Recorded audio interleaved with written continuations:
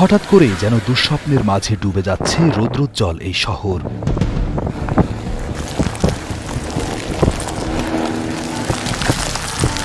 উজ্জ্বল লাল কালো আগুনের স্রোত ধেয়ে আসছে শহরের দিকে, যেন কোনো অজানা শক্তির মূর্তি ভেঙে পড়ছে শহরের প্রতিটি রাস্তায় এবং ঘরে।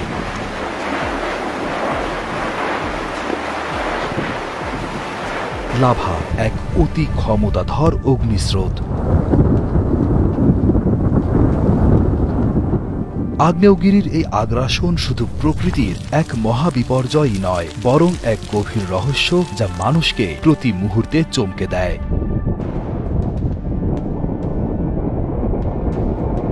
লাভা হল আগ্নেয়গিরির অভ্যন্তর থেকে নির্গত তপ্ত তরল শিলা। মাটির নিচের অতি উচ্চ তাপমাত্রা এবং চাপের ফলে বিভিন্ন প্রাকৃতিক কারণে যখন ভূপৃষ্ঠে উঠে আসে, তখন আমরা তাকে লাভা হিসেবে জানি।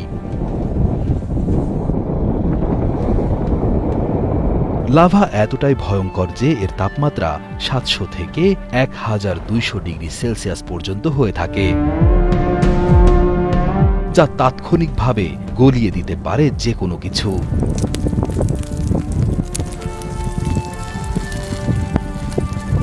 লাভা উৎকীর্ণ মূলত পৃথিবীর টেকটনিক প্লেটের নড়াচড়ার ফলে ঘটে। যখন দুটি প্লেট একে অপরের সাথে সংঘর্ষ করে কিংবা একে অপরের উপরে উঠে আসে, তখন পৃথিবীর অভ্যন্তরে তপ্ত ম্যাগমা উপরে উঠে আসে এবং লাভা হিসেবে নির্গত হয়। এছাড়াও ভূমিকম্প এবং আগ্নেয়গিরির ভৌগোলিক অবস্থানের কারণেও লাভা উৎকীর্ণ হতে পারে।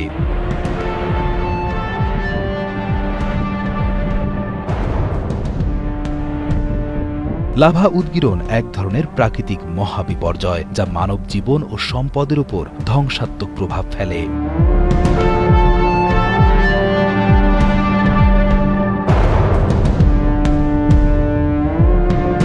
উচ্চ তাপমাত্রার লাভা প্রবাহিত হয়ে ভূমি, বন জঙ্গল এবং জনবসতি ধ্বংস করে দেয়। ইন্দোনেশিয়া, আইসল্যান্ড, ইতালি, জাপান সহ বিশ্বের বেশ কিছু অঞ্চলের বাসিন্দারা লাভা উৎকীর্ণের ঝুঁকির মধ্যে বসবাস করেন।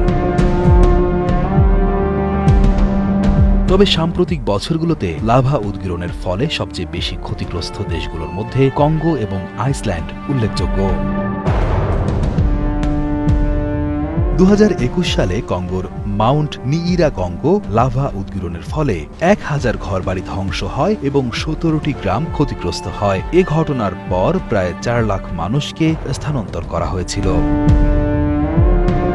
লাভা উৎকীর্ণের সবচেয়ে কুখ্যাত উদাহরণ হল ইতালির পম্পেই নগরীর ধ্বংস।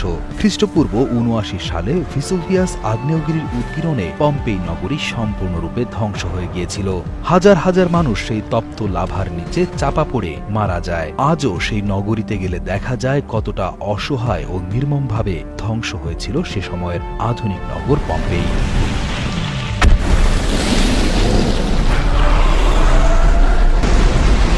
লাভা উৎকীর্ণ একদিকে যেমন ভয়ঙ্কর, তেমনি রহস্যময়। সৌভাগ্যবশত বাংলাদেশ তথা ভারতবর্ষে উল্লেখযোগ্য সক্রিয় আগ্নেয়গিরি না থাকায় এ অঞ্চলে ভয়াবহ এই প্রাকৃতিক দুর্যোগের সম্ভাবনা নেই বললেই চলে।